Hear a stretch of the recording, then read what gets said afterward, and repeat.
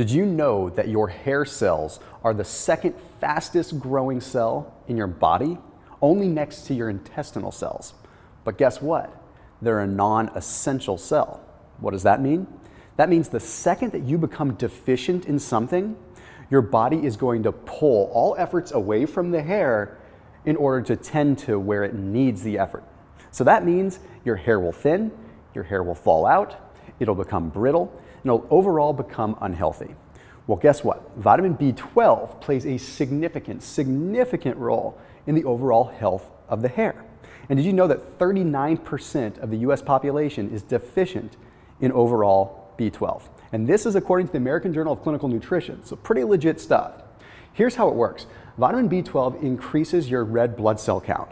Okay, and what that means is the ability to carry oxygen to a given cell. Well, we have a multitude of different capillaries that end at our hair follicle, okay, and they provide oxygen to the hair. So if we are not getting enough red blood cells, we're not getting enough oxygen to go to the follicle of the hair, it means that the hair is unable to actually grow and it becomes unhealthy. So these tiny hair follicles carry the oxygen over to the hair. But if we have some kind of issue going on in the body where vitamin B12 is needed in one given area of the body, let's just make it super simple here for very easy sake. Let's say your hand is injured and you need more red blood cells to go to your hand. Well, that means your body is going to make sure that it exercises all efforts to take red blood cells and take vitamin B12 and head on over to your hand. What does that mean? It means your hair gets the short end of the stick.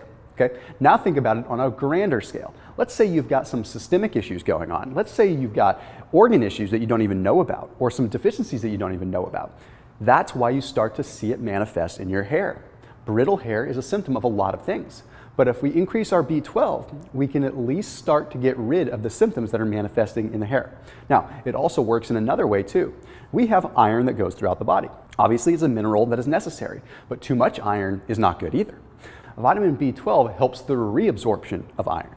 So what that means is it helps recycle iron to be utilized properly. And iron is very critical for hair growth, but not in copious amounts, only in the perfect finite amount that is needed. So red blood cells and vitamin B12 help facilitate that a lot. So how do you get vitamin B12?